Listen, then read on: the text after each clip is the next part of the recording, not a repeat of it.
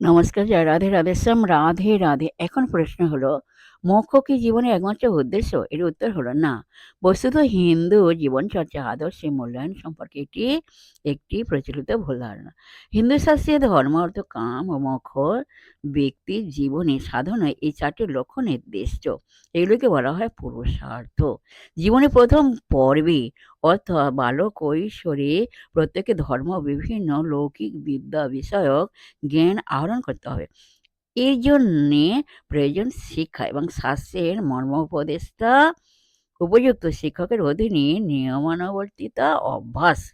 ধর্মের সুপ্রতিষ্ঠিত হওয়ার পর দ্বিতীয় পর্ব অর্থাৎ যৌবনী বিবাহিত জীবনে প্রবেশ করা চলতে পারে। তখন ধর্মনির্দিষ্ট সীমার মধ্যে অর্থ ও কামের চর্চা অনুমোদিত। জীবনের বৈচিত্র্যময় অভিজ্ঞতা মনে ক্রমে ক্রমে বৈরাগ্য বা ত্যাগের ভাব সঞ্চার করবে। তখন জীবনের শেষ পর্বে অর্থাৎ পৌর বৃদ্ধ অবস্থায় লোকে মোক্ষ লাভের সাধনা করবে। জয় রাধে রাধেশ্যাম, রাধে রাধে, নমস্কার।